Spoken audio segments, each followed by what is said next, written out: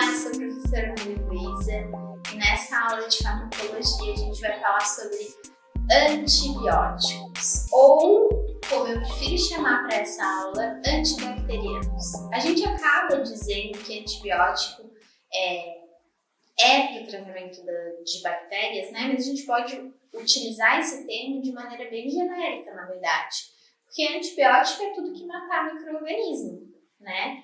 Então, aqui a gente vai, como vamos abordar somente fármacos que agem contra bactérias, a gente vai falar sempre antibacteriano para fixar bem na cabeça de vocês, tá?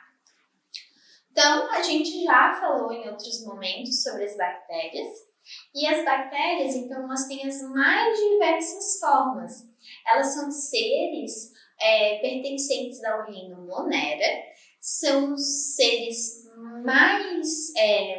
É o reino, né, que contém os seres mais primitivos, ou seja, a gente tem seres que são procariontes. O que são seres procariontes? Que não têm um envoltório nuclear bem desenvolvido, tá? Essas bem desenvolvido, na verdade, inexistente, né? A gente não tem carioteca nas células procariontes. E as bactérias, por mais diminutas que elas sejam, elas podem causar bastante dano ao ser humano e a outros animais. Então, a gente acaba falando muito quando a gente pensa assim, estou com uma infecção por algum micro-organismo, logo que a gente vai pensar em doença bacteriana, nem sempre mas a gente geralmente pensa, vou tomar um antibiótico. Se a gente pensasse só pela palavra, antibiótico até poderia ser, mas eu estou falando de medicamentos que têm característica antibacteriana. E aí, nem sempre o antibiótico nem sempre um fármaco antibacteriano vai ser eficaz contra as mais diversas patologias, tá? A gente tem que tomar um pouquinho de cuidado. Em relação à forma das bactérias, a gente tem as mais variadas formas, né? A gente tem bastonetes, a gente tem os cocos podem se agrupar formando colônias em arranjos específicos, né? Agora eu vou destacar aqui para vocês o Staphylococcus e o Streptococcus, que acabam dando nome às espécies, né? Aos gêneros, né? Staphylococcus aureus, por exemplo, Streptococcus, tá? É um gênero a gente escreve de maneira diferente, mas esse nome foi dado por causa da formação das colônias dessas bactérias. As bactérias, podem ser classificadas, na verdade, através das características da sua parede celular.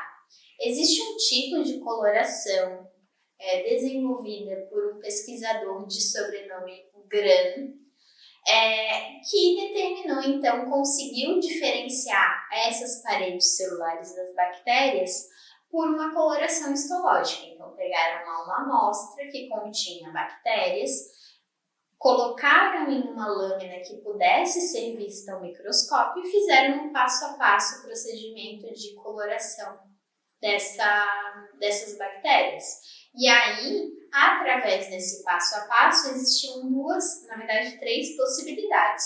Ou as bactérias ficavam incolores, ou elas ficavam roxas, ou elas ficavam rosa. E aí eu consigo diferenciar, ter uma ideia para triar a identificação da minha bactéria.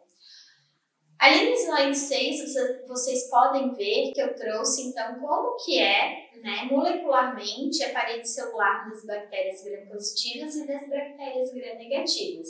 Então, as bactérias gram-positivas possuem uma parede celular bem espessa. Essa parede celular espessa, ela contém muito peptídeo glicano. É um tipo de constituinte da parede celular, tá? Que tem características tanto proteicas quanto características de açúcar, por isso esse nome peptídeo glicano. Ela forma uma parede bem espessa. Já as gram-negativas é como se eu tivesse um sanduíche, tá? Pensem assim que vai ficar bem fácil. Eu tenho a membrana plasmática, duas membranas plasmáticas, uma interna e uma externa, e entre essas duas membranas eu vou ter uma fina camada de peptídeo glicano. Na membrana externa, da membrana plasmática externa, o que vai ter inserido na membrana? Eu vou ter lipossacarídeo, e esse lipossacarídeo é muito, é um grande causador de febre nas pessoas. Então, aquele mal-estar, o incômodo, é muito causado por esse lipopolissacarídeo, o LPS, tá? Aí eu coloquei ali algumas doenças bacterianas para que vocês se situem do que a gente está falando. Eu tentei colocar ali por cores, quais que são coradas na coloração, como que elas ficam na coloração GRAM, né? Então a gente tem as micobactérias, a gente tem sífilis, gonorreia, clamídia, difteria, coqueluche, tétano, vários tipos de amidalite, né? Muita gente já teve amidalite, a gente chama comumente, faringite, muitas infecções cutâneas que podem ser causadas pela flora da pele, tá? Em determinados casos. Doenças intestinais, que a gente chama de disenterias, pneumonias, meningites, a gente tem as meningites bacterianas, tem meningites de outros agentes infecciosos, leptospirose, cólera, então tem muitas possibilidades. E aí, eu trouxe também uma imagem para vocês de como que fica ao microscópio essa coloração GRAM, tá? E vejam como fica diferente, a gente consegue ter uma ideia de que bactéria que a gente está trabalhando. Às vezes, somente uma coloração GRAM é suficiente para a gente conseguir determinar um diagnóstico, sabendo, né, a queixa do paciente, sabendo o local onde a gente coletou a amostra e a coloração GRAM, a gente já consegue fechar um diagnóstico. Então, isso é bem importante, tá? E aí a gente vai saber como que a gente pode agir, se a gente vai agir mais frente àqueles peptídeos glicanos, se a gente vai agir mais frente ao lipopolissacarídeo, tá? Para conter a infecção. Aí, ao final dessa aula, eu sempre gosto de falar, né, ainda mais lembrando da aula passada que a gente falou sobre antissépticos, de uma personalidade chamada, uma personalidade talvez seja meio pouco para falar sobre essa pessoa, né? Uma pessoa que existiu na antiguidade, que era a Florence Nightingale. Ela é como é que a gente poderia dizer, a grande pessoa da enfermagem, tá? E a Florence Nightingale, ela conseguiu reverter o quadro da Guerra da Crimeia. Ela trabalhou como enfermeira na Guerra da Crimeia e ela escreveu um texto chamado Notas sobre a Enfermagem, onde ela desenvolveu medidas sanitárias para evitar a contaminação por infecções nos tratados nos pacientes que eram os soldados da guerra, que eram acometidos, né, tinham ferimentos de guerra.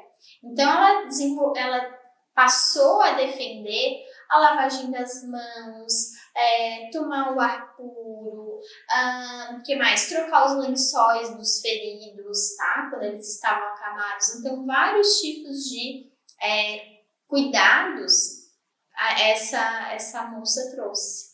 Por que eu tô falando sobre isso? Para a gente lembrar que, apesar da gente estar tendo uma aula de farmacologia dos antibacterianos, a gente não pode deixar passar essas medidas sanitárias que vão ajudar a gente a evitar a infecção ou vão ajudar que uma infecção local se alastre para outras regiões do nosso corpo. Então isso é muito importante. Espero que vocês tenham gostado e até a próxima aula.